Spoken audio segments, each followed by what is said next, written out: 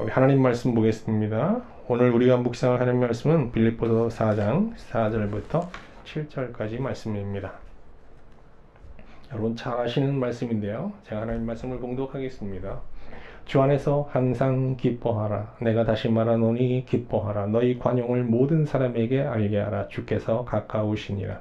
아무것도 염려하지 말고 다만 모든 일에 기도와 간구로 너희 구할 것을 감사함으로 하나님께 아뢰라.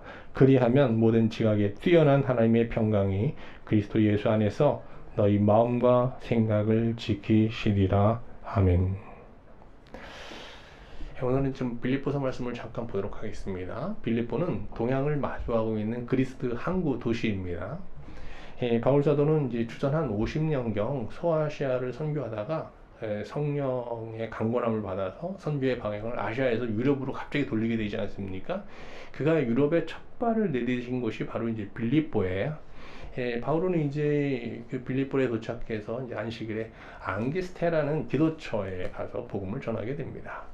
그때 이제 여러분 잘 아시는 진주장사 루디아를 만나게 되고, 루디아에게 복음을 전하는데, 루디아가 이제 복음에 대한 굉장히 관심을 보이죠. 그래서 루디아가 이제 바울을 집에 초청하는데, 이때 이제 루디아와 그의 집 사람들이 복음을 받아들이면서 다 세례를 받게 됩니다. 바울은 이제 루디아의 집에 교회를 세우게 되는데, 이 교회가 바로 유럽의 첫 번째 교회 빌립보 교회입니다. 이후 그는 뭐 유럽의 데살로니가 교회, 또 베레아 교회, 고린도 교회 등 여러 교회를 이제 세우게 되지 않습니까? 그러다가 바울은 한 10년 뒤에, 그러니까 주전 한 61년 경인데요. 이때 로마에 들어가게 되는데, 로마에 들어가서 이제 옥에 갇히게 돼요. 나이 들어서 이제 옥에 갇힌 바울은요, 생명의 위협을 받으면서 아주 극한 고난에 시달리게 됩니다. 그런데 옥중에 있는 바울을 기억하고 돕는 교회는 빌립보 교회밖에 없었어요. 빌립보서 4장 한번 15절 말씀 한번 볼까요? 빌립보 사람들아, 너희도 알거니와 복음의 시초에 내가 마게도냐를 떠날 때에 주고받는 데 일에 참여한 교회가 너희 외에 아무도 없었느니라. 바울은 옥중에서 자신의 이제 고난에 함께 참여하며 기도와 물질로 후원한 이 빌립보 교회에 감사의 편지를 쓰게 되는데, 이 편지가 바로 이제 오늘 우리가 지금 보고 있는 이 빌립보서인 거예요. 빌립보서는 뭐 4장으로 구성되어 있는 짧은 서신이에요. 빌립보서 1장에는 바울이 이제 빌립보 교회를 위해서 기도하는 내용이 소개되어 있어요. 그리고 이제 자신의 근황을 알리는 내용이 이제 첨부되어 있고요. 이 기도에서 바울은 주님이 오시는 그날까지 빌립보 교회 성도들의 이 신앙이 멈추지 않고 진보하기를 간절히 기도하게 됩니다. 달리는 말에 이제 채찍질을 하듯이 말이죠. 빌립보서 1장 9절 말씀 한번 볼게요. 내가 기도하노라. 너희 사랑을 지식과 모든 총명으로 점점 더 풍성하게 하사. 그들의 신앙이 이제 사랑을 중심으로 한 그의 신앙의 지식과 총명이 더해지면서 정말 풍성해지기를, 더 진보하기를 그렇게 기도하고 있는 겁니다. 빌립보서 2장 3장에는요, 이제 바울 사도가 빌립보 교회가 겪고 있는 이 문제를 함께 고민하면서 어떤 복음적인 처방, 해결책을 이제 제시하는 내용이 수록되어 있어요. 그리고 이제 빌립보 4장에는 이제 빌립보 교회가 자신에게 보인 이 사랑에 대한 감사를 표하는 내용이고요. 그러면서 서신을 마치는데, 바울 사도는 이게 감사 인사로 이제 서신을 마치기 전에 빌립보 교회 성도들에게 아주 특별한 두 가지 권면을 하게 됩니다. 하나는 항상 기뻐하라는 것이고요. 또 다른 하나는 염려하지 말라는 거예요. 근데 이 권면이 참 이례적인 것은, 이런 권면은 보통 형편이 나은 사람이 형편이 어려운 사람에게 하는 권면이잖아요. 근데 지금 바울은 감옥에 있어요.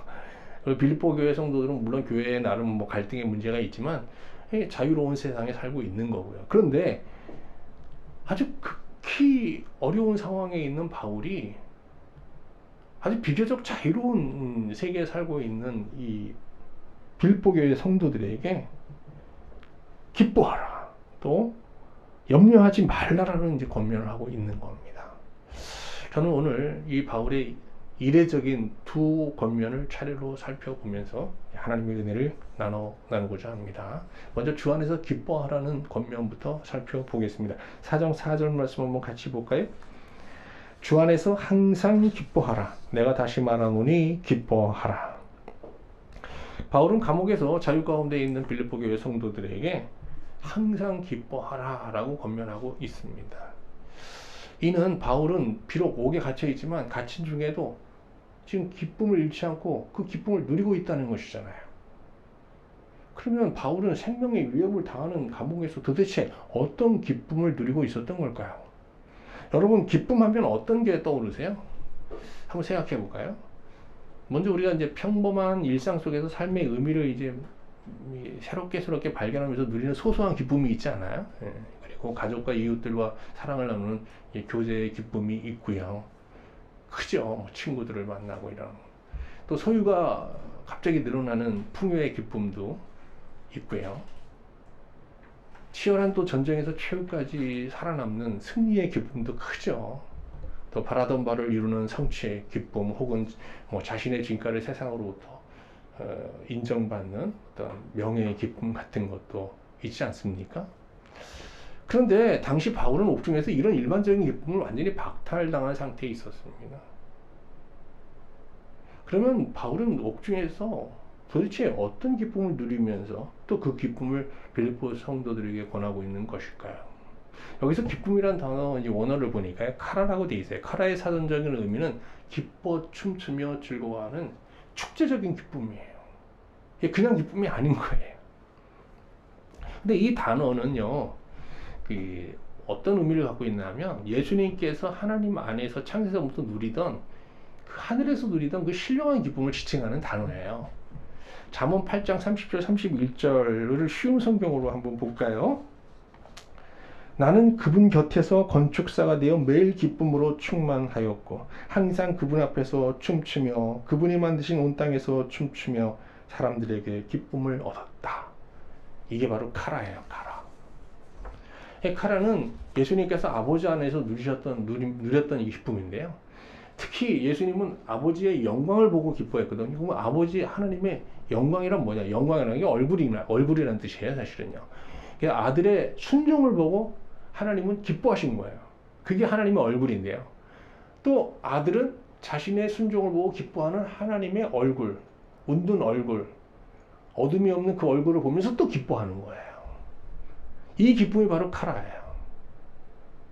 근데 예수님은 자기를 믿는 자들이 세상의 어떤 기쁨을 맛보기 전에 이 카라의 기쁨을 맛보기를 바라시고 소망했습니다. 누가복음 10장 20절 말씀 볼까요? 이제 예수님께서 뭐 이제 귀신을 쫓아내고 오니까 사람들이 기뻐했거든요. 그때 이런 말씀하는 거예요. 그러나 귀신들이 너에게 항복하는 것으로 기뻐하지 말고 너희 이름이 하늘에 기록된 것으로 기뻐하라 그랬는데, 뭐 구원받은 걸 기뻐하라는 게 아니라 예수님이 누렸던 이 카라를 너희도 함께 누리기를 원한다는 뜻이에요. 예수님은 제자들을 위해서 이제 마지막 중보 기도를 하는데, 요한복음 17장에 그 내용이 나오잖아요. 이 기도에서 제사장의 기도라고 하는데, 대장의 기도에서도 제자들에게 이 카라의 기쁨을 맛볼 수 있게 해달라고 간절히 하나님께 기도했습니다. 요한복음 17장 24절 말씀 한번 같이 볼게요. 아버지여, 내게 주신 자도 나 있는 곳에 나와 함께 있어 아버지께서 창세전부터 나를 사랑하심으로 내게 주신 나의 영광을 그들로 보게 하시기를 원하옵나이다.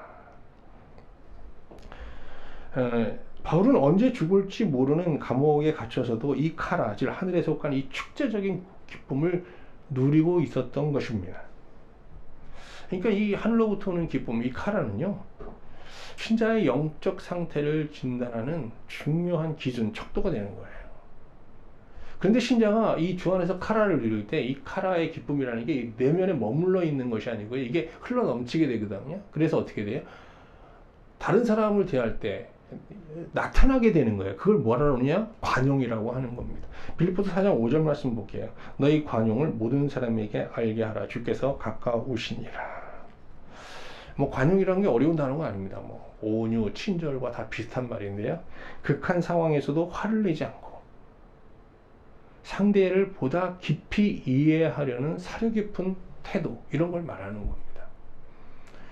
바울은 성도들에게 관용을 주문하면서 주께서 오실 날이 가까웠다라는 말을 첨부하고 있는데요. 이는 관용이라는 것은 사람을 그 세상적인 관점에서 바라보지 않고 종말적 관점에서 바라볼 때 이게 가능케 된다는 그런 뜻의 말이에요. 그러면 세상적 관점이라는 게 뭐예요? 이 세상의 가치관에 입각하여 가족과 이웃을 바라보면서 이제 대하는 거예요. 그러면 종말적 관점이라는 건 뭐예요? 종말적 관점이라는 건 이 세상이 멸망하고 이제 하나님 나라가 임하게 되잖아요. 그러니까 하나님 나라 가치관에 입각하여 가족과 사람들을 바라보는 시각을 말하는 거죠. 그러면 세상 나라와 하나님 나라의 가장 큰 차이는 뭘까요? 이 세상 나라에는 뭐 평등을 얘기하지만 기본적으로 엄연히 차별이 존재하잖아요. 사람을 대하는 태도가 다 달라요. 근데 하나님 나라는 어때요? 하나님 나라는 하나님을 아버지로 부르면서요. 예수님이 맏형이 되시고 우린 다 형제가 되는 거거든요. 다 수평적인 관계가 되는 거예요. 그래서 형제가 되는 거예요. 그렇습니다. 관용이라는 거는 뭐냐? 우리가 서로를 형제로 바라보면서 대하는 데서부터 시작되는 거예요.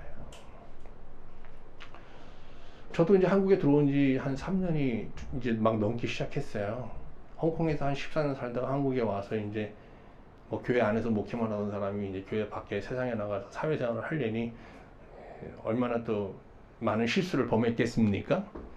제가 이제 사회 나가서 이렇게 실수를 뭐 변하면 사람들이 사람들의 일반적인 반응이라는 게 뭐 분노 아니면 약간 뭐 조롱 그런 거 아니겠어요? 그런데 간혹 보면요, 제가 어떤 실수를 했을 때 이거를 관용으로 포용하는 그런 사람들을 만나기도 했습니다. 여기서 잠깐 제가 한번 있었던 일을 소개할까요? 참 묘한데요. 지금은 추석인데 그때는 구정이었어요. 구정 때 제가 죄송합니다. 2년 전 추석입니다. 똑같은 추석인데요. 그때 제가 이제 뭐 좀 달걀을 잔뜩 차에 싣고 이제 어떤 창고에 가서 이제 내리게 됐는데요. 이게 비가 뭐 어마어마하게 쏟아졌어요. 그때 가을비가. 그래서 이제 윙을 열고 내리려고 그러는데 이게 제가 이제 윙으로 이렇게 돼 있거든요. 날개가. 근데 윙이 이게 고장나서 이게 뭐 합선이 됐는지 열리질 않는 거예요. 그래서 뒷문으로 이걸 내려야 되는데 이걸 다 줄로 당겨서 하나씩 이제 팔레트를 내려야 되는 겁니다. 난감한 상황이 됐는데 거기서 일하는 분이 같이 하자 그러면서 이제 그걸 다 빼주는데 얼마나 제가 미안했겠어요. 보통 다 화를 내고 막 분노를 표출할 그런 상황인데 이 사람이 저한테 큰 관용을 베푼 거예요. 그러면서 그분이 한 말이 있어요. 이런 날도 있고 저런 날도 있죠. 걱정하지 마세요. 그리고 제가 뭐 좀 인사를 하려고 그러는데 한사코 거부하면서 뭐 저처럼 또 다른 어려운 사람들 또 돕고 저도 뭐 도움을 받고 그렇게 사는 거죠 하면서 아주 기분 좋게 저의 실수를 관용으로 이렇게 용납하시면서 잘 도와주는 걸 보았어요. 그때 저는 이 관용 안에 이 어두운 세상을 밝히는 어떤 강한 희망, 정말 빛이 있구나라는 걸 이제 깨닫게 되었어요. 주님은 우리에게 세상의 빛과 소금이 되라고 하셨는데 빛과 소금으로 사는 삶은요, 가족과 이웃들을 관용으로 대하는 바로 이 관용에서 시작되는 겁니다. 그런데 이 관용이라는 것은 상대를 깊이 알게 하는 깊은 사귐으로 이어지게 됩니다. 빌립보서 4장 5절 말씀 한번 같이 볼까요? 다시 한번 볼까요? 너희 관용을 모든 사람에게 알게 하라 그러잖아요. 알게 하라, 알다라는 단어가 나와요. 이게 헬라어로 그노시스라고 하는데 이거는 일반적인 알을 말하는 동사가 아니고 무엇을 깊이 파고들어 보다 깊이 아는 깊은 알물 뜻하는 거거든요. 그러니까 우리가 관용으로 사람들을 서로 대하다 보면 그 사람을 깊이 이해하고 알게 된다는 뜻이에요. 그래서 어떻게 돼요? 참된 사귐에 이르게 되는 거잖아요. 친구를 얻게 되고 영혼의 벗을 얻게 되는 거예요. 이것은 또 영혼 구원으로 이어질 수도 있는 거죠. 이처럼 이 관용이라는 것은요, 인간관계에서 뭐 거친 음식을 소화해서 양분을 만들어내는 우리 위장과 같은 역할을 하는 겁니다. 우리가 음식을 섭취하면 그 음식은 위로 내려가서 이제 거기에 대한 어떤 영양분을 쫙 뽑아내서 혈액으로 보내고 나머지는 다 이제 배출시키잖아요. 꼭 이 관용이라는 것이 인간관계에서 위와 같은 역할을 하는 거예요. 우리가 사람들과 만나다 보면 뭐 좋은 일도 있지만 나쁜 일도 많잖아요. 근데 그런 것들을 우리가 관용으로 잘 소화하면은 이 관용을 통해서 그 사람의 실수까지 포함해서 그 사람을 좀 더 깊이 알 수 있는 하나의 기회가 된다는 거예요. 지금까지 주 안에서 우리가 항상 기뻐하라는 바울의 권면을 쭉 살펴보았는데요. 여기서 우리는 카라, 이 기쁨은 관용을 낳고 또 이 관용은 사귐, 영혼의 덫을 낳게 됨을 깨닫게 되죠. 이 관용, 이 기쁨이 관용으로 이어지고 이 관용이 또 영혼의 벗들을 얻어내는 이런 복으로 연결되는 은혜가 여러분에게 충만하기를 바랍니다. 이제 두 번째 권면을 한번 볼까요? 염려하지 말라입니다. 빌립보서 4장 6절 말씀 볼게요. 아무것도 염려하지 말고 다만 모든 일에 기도와 간구로 너희 구할 것을 감사함으로 하나님께 아뢰라. 신자의 내면에 가득한 기쁨은 관용으로 표현됩니다. 그런데 신자가 누리는 이 기쁨은요, 이생의 걱정, 염려에 의해서 훼손되고 또 파괴됩니다. 이생에 대한 걱정이라는 게 어떤 게 있을까요? 일에 대한 염려, 사람에 대한 염려, 물질에 대한 염려, 현재 일에 대한 염려, 장래 일에 대한 염려, 또 잘해야 된다는 염려 참 크죠. 또 목회할 때 참 컸습니다. 또 건강에 대한 염려, 또 실패에 대한 염려도 있고요. 또 비난에 대한 염려도 있고요. 이게 염려의 종류를 열거하자면 끝이 없잖아요, 사실. 신실한 신자라도 이생에 대한 걱정과 염려를 떨쳐버리며 살 수는 없어요. 그러나 신자가 이생에 대한 걱정과 염려를 일정 수준에서 제어하고 통제하지 못하면 우리가 주 안에서 누리는 이 카라의 기쁨을 다 송두리째 잃어버리고요. 정말 기쁨 없는 불행의 늪에 스스로 빠져 정말 하루하루 고역의 삶을 살게 되는 겁니다. 예수님께서도 이생에 대한 지나친 염려를 경계하셨잖아요. 마태복음 6장 25절 말씀 한번 잠깐 볼까요? 그러므로 내가 너희에게 이르노니 목숨을 위하여 무엇을 먹을까 무엇을 마실까 몸을 위하여 무엇을 입을까 염려하지 말라. 목숨이 음식보다 중하지 아니하며 몸이 의복보다 중하지 아니하냐. 그런데 이 말씀을 많은 사람들이 참 많이 오해하고 있어요. 어떻게 오해하죠? 목숨을 위해 무엇을 먹고 무엇을 마실지 계획하지 말고 오직 신앙생활에만 좀 집중해라. 그러면 하나님께서 다 알아서 해주시다. 이런 식으로 해석하는 거예요. 이게 말도 안 되는 얘기예요. 만약 누군가가 이런 말씀을 근거로 정말 가족 부양의 책임을 소홀히 하면서 신앙생활에만 열중한다면 그는 훗날 정말 그 종말에 주님 앞에 서는 날 게으르고 악한 종이라는 엄연한 심판을 받게 될 겁니다.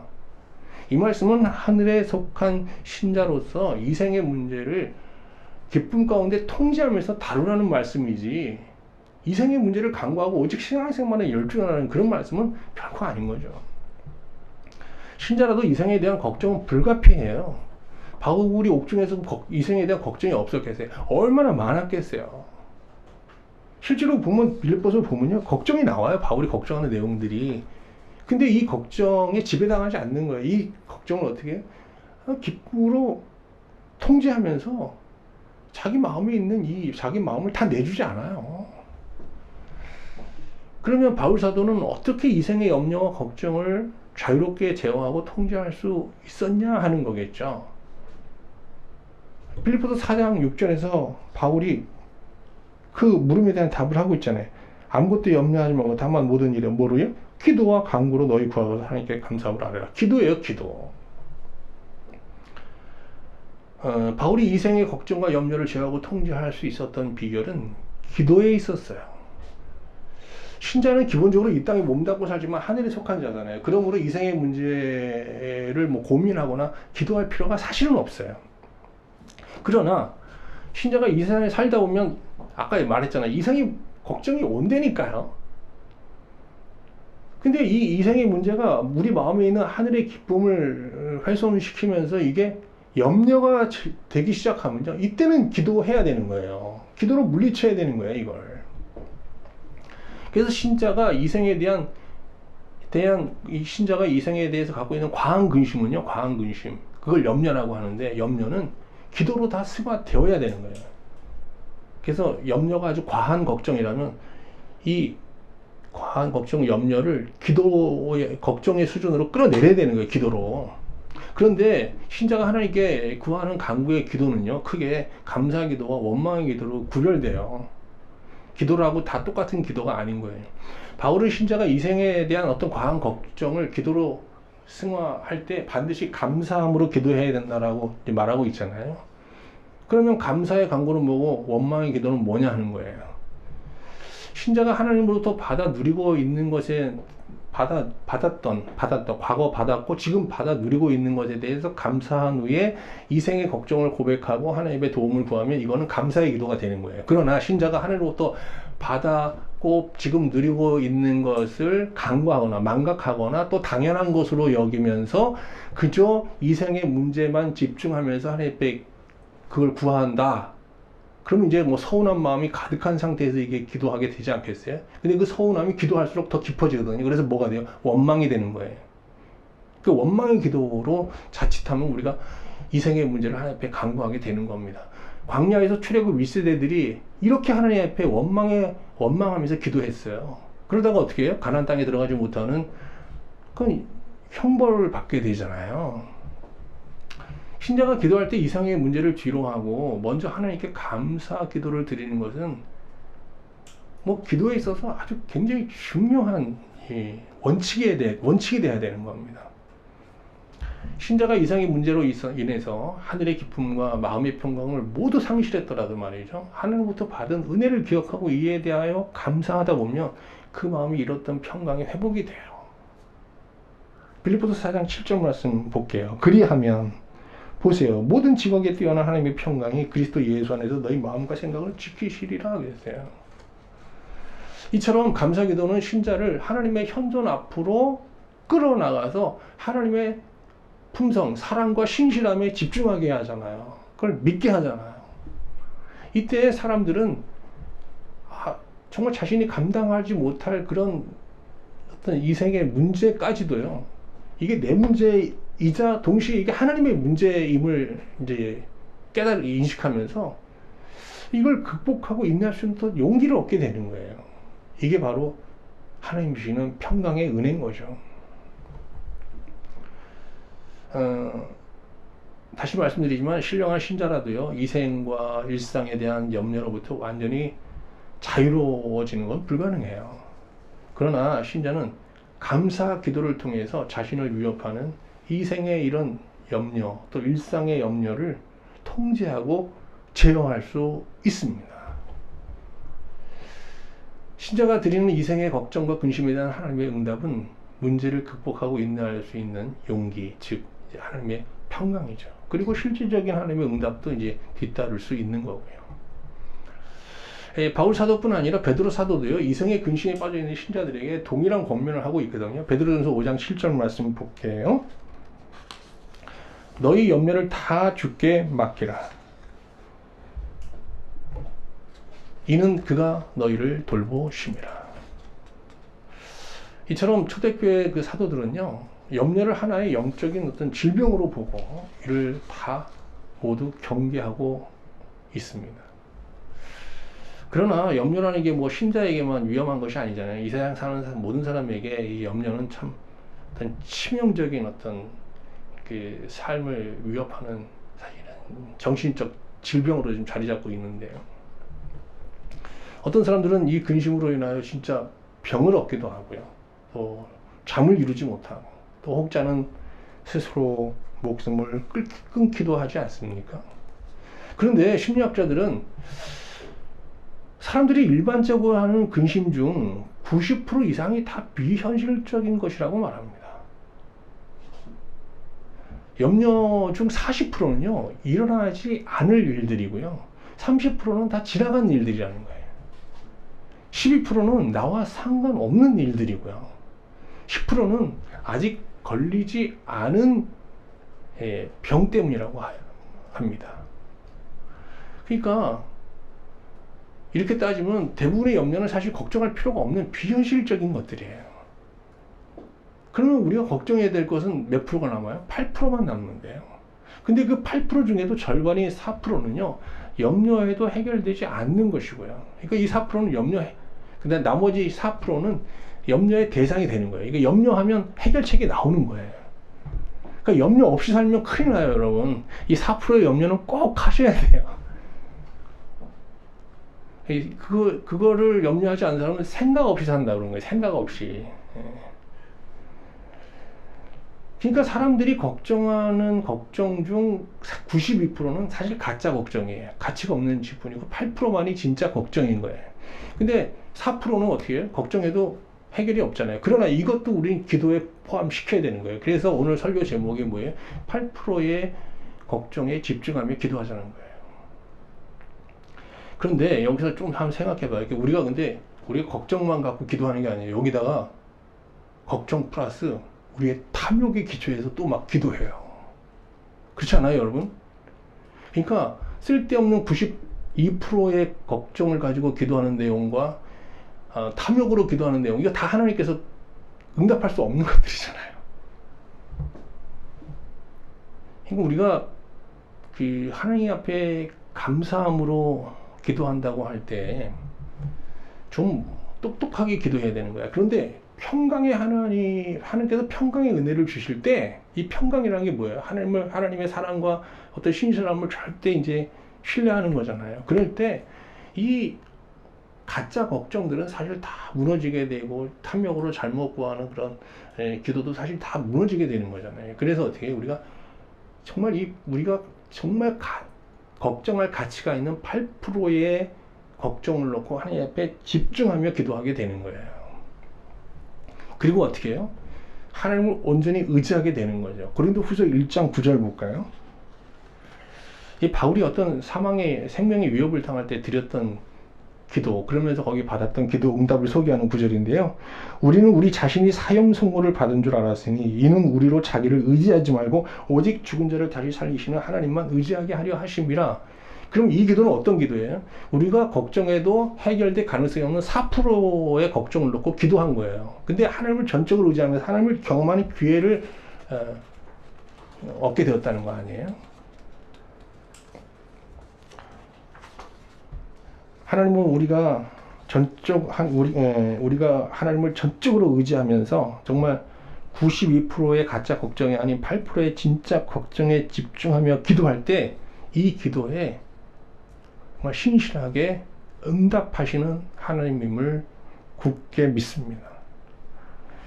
오늘 말씀을 보면서 걱정을 하되 좀 똑똑하게 걱정하고 또 기도하되 좀 똑똑하게 기도해야 되겠다, 그런 생각을 하게 됩니다. 이제 말씀 마치겠습니다. 바울의 빌립보 성도들에 대한 오늘 이게 아주 이례적인 두 권면을 이렇게 살펴보았는데요. 이 권면은요, 바울이 빌립보 교회 성도들에게 한 권면이지만 어쩌면 하나님께서 모든 시대 모든 신자들에게 주시는 하나님의 권면이라는 생각이 듭니다. 하나님은 바울의 이 두 권면을 통해서 우리에게 이런 질문을 던지시는 것 같아요. 아무개야, 너는 지금 무엇으로 기뻐하고 있느냐? 내 마음에 카라의 기쁨이 있느냐? 세상에 속한 기쁨을 갖고 사는 거 뭐 나쁜 건 아니지만 우리 마음에 정말 세상에 속한 기쁨만 있고 만약에 하늘에 속한 카라가 없다면 이건 신자가 아닌 거죠. 우리가 뭐 하나님이 주신 은혜를 막 기쁨으로 간증하잖아요. 근데 그 간증이 세상에 속한 기쁨을 간증하는 것이라면 그 간증은 얼마나 사실 하나님의 은혜를 왜곡하는 것입니까?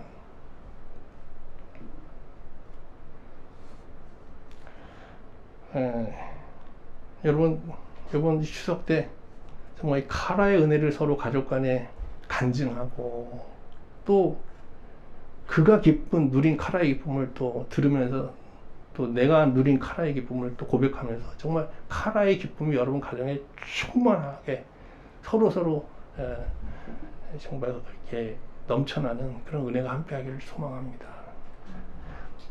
두 번째 질문은요, 너는 사람들과 어떤 관계를 맺으며 살고 있느냐예요. 그러니까 관용의 유무를 묻는 거죠. 참 부끄러운 건 제가 이제 뭐 카라의 기쁨을 누리는 또 신자라고 자부하면서도 지금 제가 뭐 별거 아닌 일에도 참 화를 잘 내는 진짜 좀 부끄러운 어떤 그런 모습을 갖고 있는데, 이 설교를, 이 말씀을 묵상하면서 별거 아닌 일에 이렇게 분노하고 감정을 드러내는 이런 저의 참 나약함을 하나님께 고백하면서 정말 깊이 회개하게 됩니다. 여러분과 제 안에 있는 이 카라의 기쁨이 관용으로 승화될 수 있기를 소망합니다. 관용이 있어야 우리가 영혼의 벗도 얻을 수 있는 거니까요. 세 번째는 너는 무슨 걱정을 하고 있느냐인데요. 저도 참 보니까 걱정이 참 많더라고요. 우리 아내는 비교적 걱정이 적어요. 그래서 저를 참 불쌍히 안타깝게 바라보고 있는데, 정말 이렇게 8%의 걱정에 집중하는 그런 계기가 되기를 바라고요. 그리고 이 8%의 걱정에 집중하면서 기도할 때 또 하나님께서 어떻게 또 역사하실지 굉장히 기대를 갖게 됩니다. 여러분도 그렇지 않으세요? 정말 8%의 걱정에 집중해서 우리 하나님 앞에 기도합시다. 근데 기도하는데 이제 네 번째 질문은요, 너 어떻게 기도하냐라는 거예요. 우리 자녀들이 또 과거를 이렇게 회고하면서 이렇게 부모에 대해서 감사한 말도 할 때가 있고, 감사를 표할 때도 있고, 또 좀 서운했던 걸 표현할 때도 있는데, 이 자녀들이 만약에 부모한테 받았던 뭐 그때 은혜를 망각하고 또 그런 건 뭐 당연한 거로 여기고, 만약에 섭섭했던 것만 쭉 얘기하면 어떻게 되겠어요? 관계가 이 원망이 되는 거잖아요. 부모와 자식 간의 관계도 사실은 금이 갈 수밖에 없는 거죠. 하나님과의 관계도 마찬가지인 겁니다. 우리가 하나님 앞에 받은 은혜가 얼마나 커요, 사실. 그 은혜에 대한 감사가 먼저 넘쳐야 되거든요. 뭘 강구하기 전에. 여러분, 이 8%의 걱정을 갖고 기도할 때, 여러분 98%의 92%의 정말 감사가 여러분의 기도에 충만하기를 바랍니다. 그리고 기도할 때 바울은 그러잖아요. 언제까지 바울은 기도하는 거예요. 근데 저는 그래요. 기도는 언제까지 해야 되는 거냐. 하나님께서 오늘 이 질문을 통해서 말씀하시는 것 같아요. 기도하는 너의 마음은 평안하냐. 평안이 올 때까지 기도를 멈춰서는 안 되는 거죠. 우리가 평안이 없이 지금도 이 생에 대한 염려가 우리 안에 가득하다. 이건 기도 결핍의 결과인 거예요.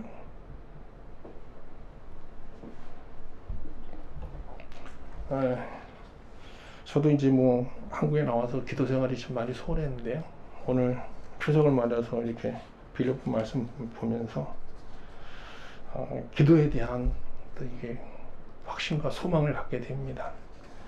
아무쪼록 여러분 이 추석 이 말씀 같이 이렇게 묵상하면서 우리 가족들이 정말 8%의 그 진짜 걱정에 집중하면서 함께 기도하는 가운데 하나님의 확실한 응답과 또 우리 마음에 주시는 그 평안의 큰 은혜를 함께 누릴 수 있기를 같이 결의하고 다짐하는 그런 시간들을 가졌으면 좋겠습니다. 우리 주신 말씀 생각하면서 365장 같이 찬양하겠습니다.